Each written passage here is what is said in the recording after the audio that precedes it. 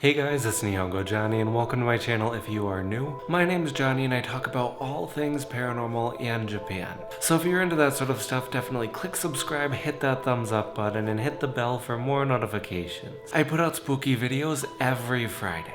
Today we're going to be talking about a creepy game called the Bathroom Game, or Daruma San. This is allegedly one of the most dangerous paranormal games you could play, but I feel like they say that about almost any paranormal game. So who knows if it's actually the most dangerous one. This game works by doing a simple ritual that summons a spirit in your bathroom.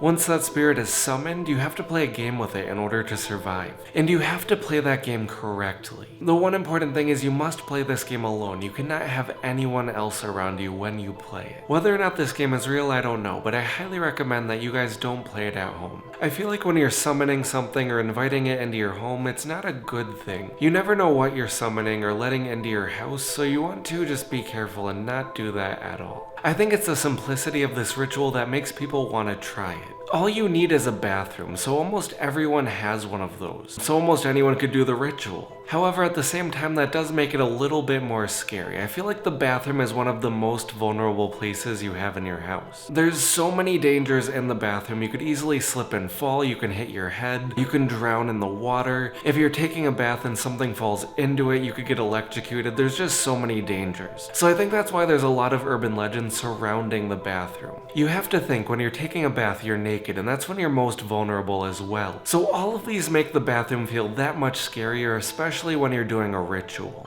But let's get into exactly how this specific ritual works. I'm going to be reading the beginning of the ritual on my phone. Step 1. Before you go to bed, take off all your clothes. Enter the bathroom and fill up your bathtub and then turn off all the lights. Sit in the middle of the bathtub while facing the faucet or tap. Close your eyes and begin to wash your hair. As you wash your hair, you need to repeat the words, Daruma San fell down.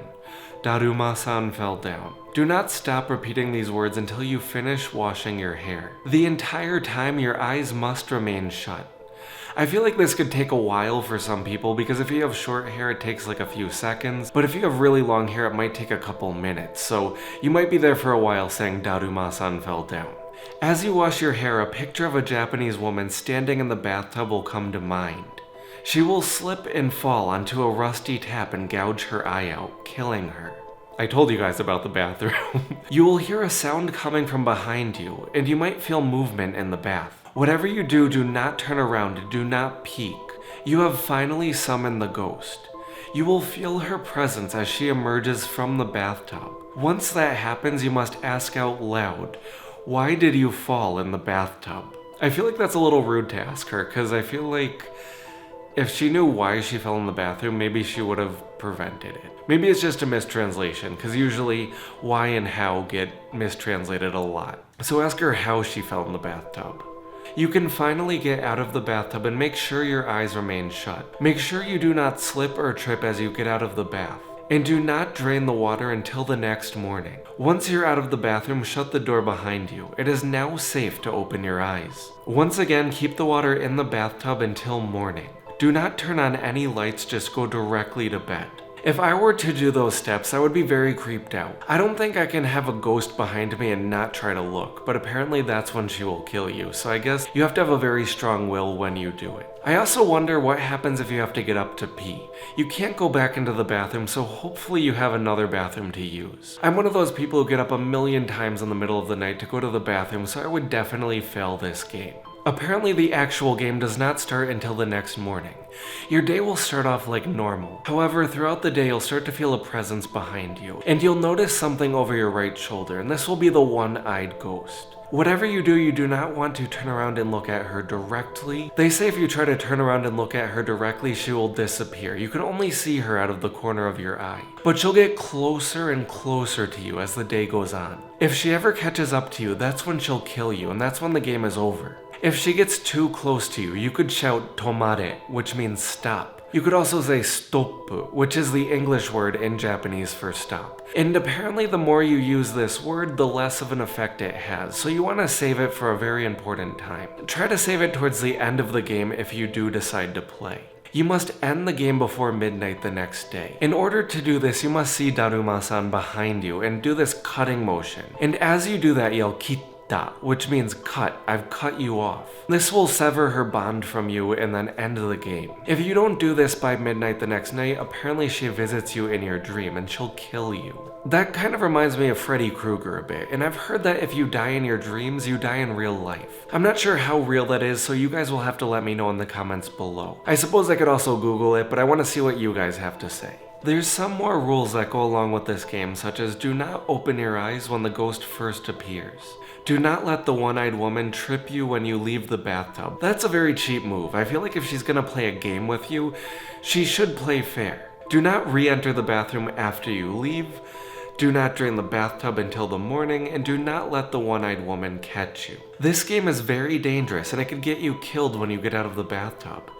It is important to play with caution, or not play at all. So that is a very creepy game and I'm not going to attempt it myself, but there are some other games that are very similar to this. There's a game that a lot of Japanese kids play, and this is called Daruma San ga koronda. And that translates to Daruma San fell down. This is a much more lighthearted game and it's not paranormal to my knowledge. In this game, it's sort of like a red light, green light game, and this is where I believe the ghost story stemmed from. In this game, you have a group of people and you have one person who is it. The person who is it stays at one side while the group goes to another side. The one who is it faces away from the group, and while the person who is it faces away from the group and says the lines over and over again, the group can move. However, when the person turns around, everyone must stop. If anyone's caught moving, then they have to go back to the beginning. So I think this is where the urban legend stemmed from. Or maybe this game stemmed from the urban legend, who knows. One more thing that reminds me of this ghost is the Daruma doll. And this is a good luck charm in Japan. It's a little red doll. It comes in many colors depending on the purpose, but basically it's these little dolls with white eyes, and you fill in the eyes yourself. You make a wish or you think of your goal and you fill in one eye, and then you put it up in a place you see it every single day. You work towards your goal and this doll will help you. Once your goal is complete, you fill in the other eye, and usually within a year you return it to the shrine you bought it from. The shrine will burn it for you and release the spirit inside the doll. So I think this relates a lot to the ghost because it has one eye as well, so they seem very similar. I wonder if one of those spirits inside the doll turned evil and then it turned into that Daruma San ghost. What do you guys think? Have you guys ever heard of this game? Have you guys ever played this game before? Let me know in the comments below if you think it's real or what you think of this game. As always, I look forward to seeing what you guys have to say, and if you haven't already, please click subscribe, hit that thumbs up button, and hit the bell for more notifications. I put out spooky videos every Friday, and I look forward to seeing you guys next week for another spooky video.